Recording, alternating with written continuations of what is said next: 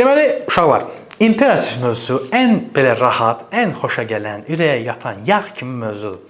İmperativ mövzusunda daha çox feilləri bilməlisiniz ki, öyrənəcəyiniz sözlərdə də görəcəksiniz ki, daha çox feillər, daha çox hərəkətlər qeyd olunub. Çünki bunlar əmr, xahiş, məsləhət formasında olan cümlələrdir. Biz dedik ki, məsələn, ingilis dilində cümlə qurarkən A1-dən xatırlamalısınız ki, biz birinci baş rolu qoyurduq. Deyirdik ki, məsələn, mən müəlliməm və s. Bu imperativlərdir ki, cümləyə ilə birbaşa özü başlayır, yəni feil başlayır. Məsələn, Azərbaycan dilində bu belədir də. Deyirik ki, get, əmr eləyirəm sizə. Dur, məsələn, qalx ayağa. Bax, dur, qalx, get, gəl. Bunlar hamısı özü ilə başlayır da. Demirəm, sən get. Belə desəm Azərbaycan düzgün olur. Məsələn, deyirəm ki, sən dur, get buradan. Onlar elə demirlər.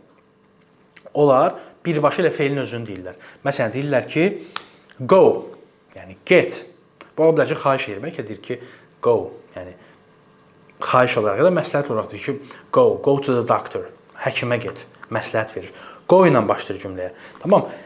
Sadəcə bir hərəkəti deyəndə, yəni feili deyəndə, məsələn, play. Yəni oyna deməkdir. Okay? Yəni bu bir söz belə, bir cümlədir, çox maraqlıdır və bunu aşağıda feilləri görəcəksiniz. Məsələn, sakit ol. Be quiet.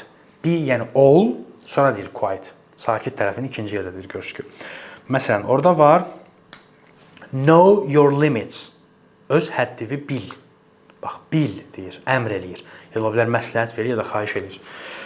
Yəni ki, imperativlər nədir? Sadəcə hərəkəti deyəcəksiniz. Əmr, xahiş, məsləhət formalarında və əvvəlki mövzudan da biz there is, there are-nı bilirik. Növbəti mövzuda görüşərik.